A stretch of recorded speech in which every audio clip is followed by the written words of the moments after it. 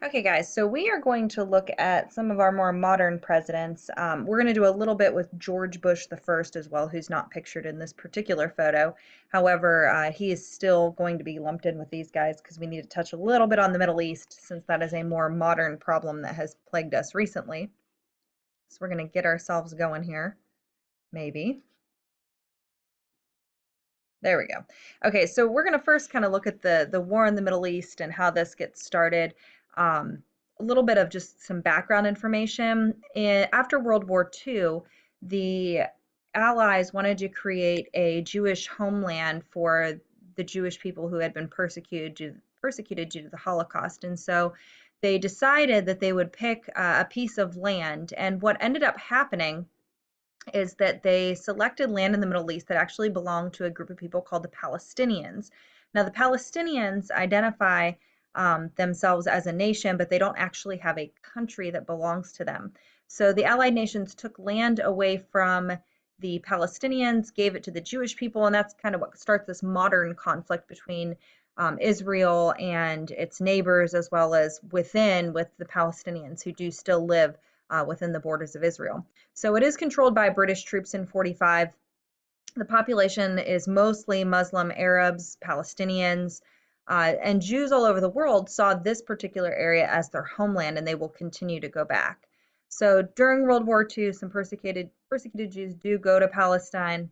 After, like we said, the United Nations, the Allied powers, was set up to encourage peace and understanding between the two, and they gave the Jews their own country. So 1948, the Jews were given Palestine to live in. So what about the Palestinians?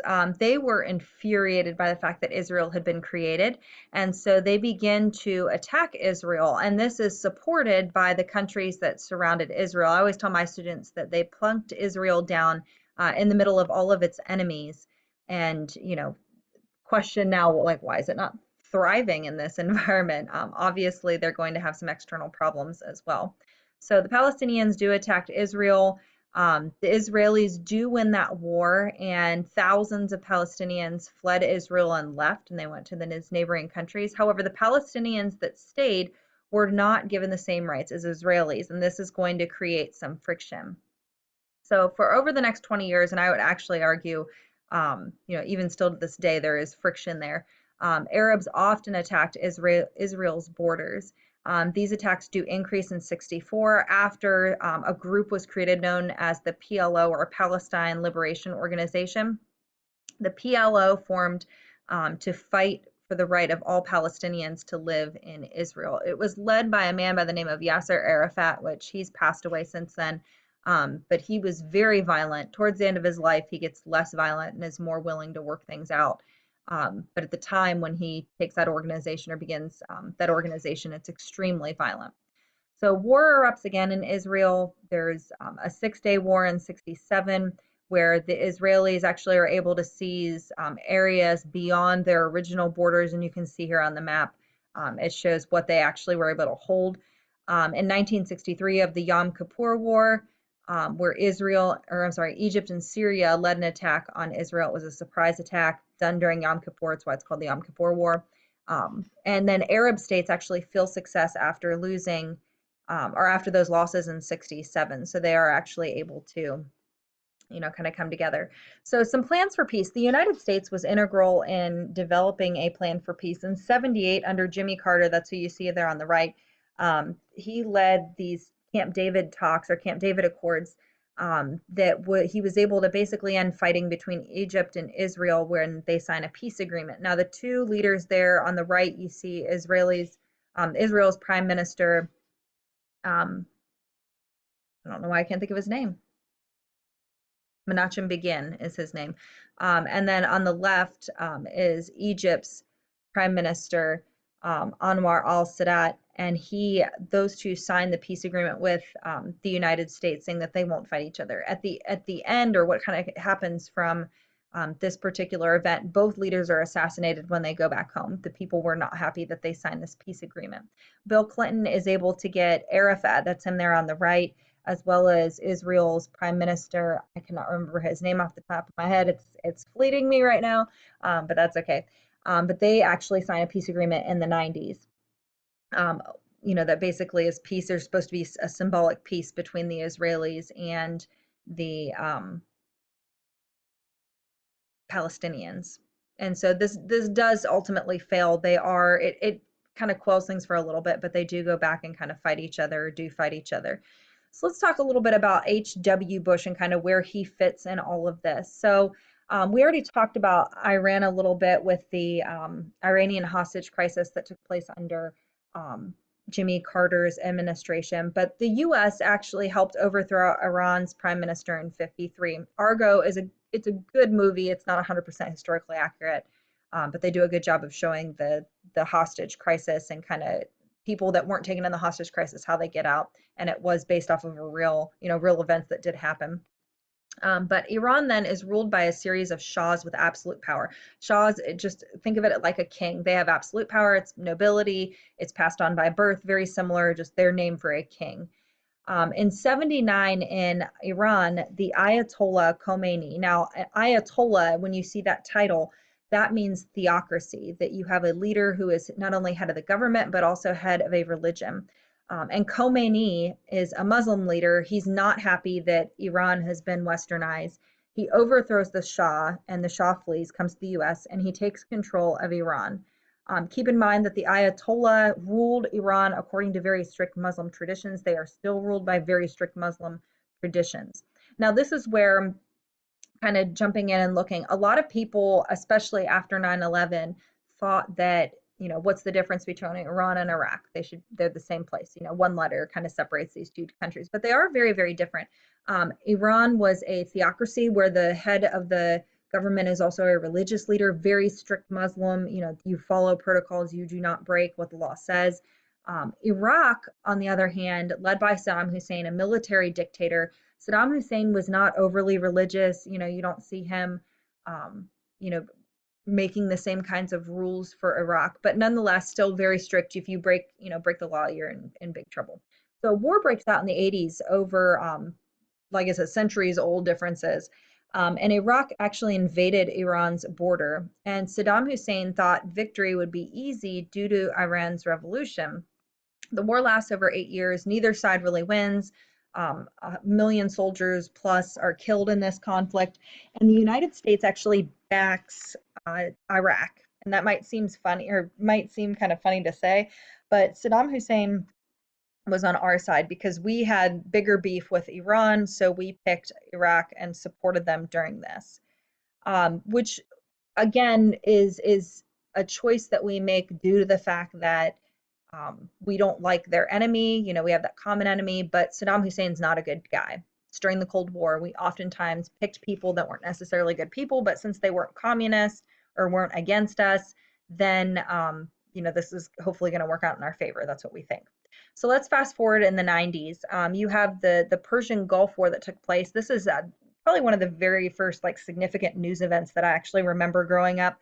I was in second grade. I can remember, when Saddam Hussein went into Kuwait, and the United States, went in and ultimately beat him back out of Kuwait, back into his own country. So the goal is Iraq wanted to gain Kuwait's oil fields or oil wells that were there. That would give them more money. Iraq, even though it's desert, even though it's Middle East, they don't have as much oil as their neighbors do. So a group of countries, not just us, but the United States, Saudi Arabia, as well as other UN forces, actually attacked Iraq and forced it to free Kuwait. It takes about 2 months to get them out of there. Actually, the war itself didn't really last all that long. It was quick success, I guess is the best way to put it. Both Iraq and Kuwait are badly damaged during the war. Saddam Hussein actually lit the oil fields on fire as he left, and it caused a lot of damage in Kuwait. We also bombed the snot out of Baghdad, so they had a lot to recover from. Okay, so that is George Herbert Walker Bush's significant event. There's other things that he does, but we're looking at, major events from these presidents. So in 1992, the campaign, starts. The Democrats nominate Bill Clinton, and you can see him here in these pictures. He is the one in the top left shaking JFK's hand. He's there with Hillary on the right-hand side as they got married and attended college. And then the picture on the bottom left, this is actually how I remember Bill Clinton, just because it was just odd to see. But Bill Clinton actually went on to, late night talk shows. I believe it was Jay Leno, and played his saxophone And a lot of Americans, really like that because it showed him as, relatable. Here's a man, he plays an instrument and he's, going on and doing that talent. So in 92, Bill Clinton is elected. He wins the election with only 43% of the popular vote. His focus was on the economy. He was an economy person.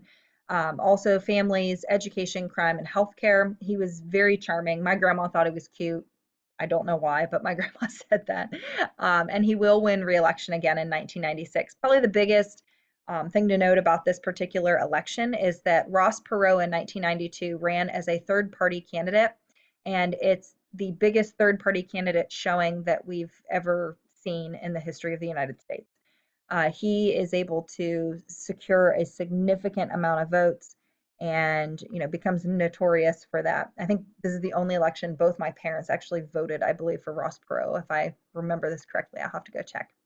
So Clinton's domestic policy, what he did here at home. NAFTA, the North American Free Trade Agreement, which basically said that we could trade with Canada and Mexico without paying tariffs, or without them, paying us tariffs, or without us paying tariffs on their goods, and vice versa. Let me say that correctly. Also, this is the first in a long time first time that we've had a president in a long time that has cut spending. He actually had a government surplus, and this is the first surplus in over 30 years. So that tells you, he was able to generate revenue, and really it tells us it's a pretty peaceful time, but also that he was able to cut funding. Healthcare on the right-hand side, he wanted to nationalize public health care. This was actually Hillary's big push, but it was defeated. But he was able to sign the Family and Medicare Leave Act to help with, leave for others. So some scandal. Everybody probably has heard of this at one point or another. Bill Clinton actually was accused of lying under oath. He was not accused. It's not illegal to cheat on your wife. However, it is illegal that if you are asked about it and you don't tell the truth, you are, can be in trouble for perjury.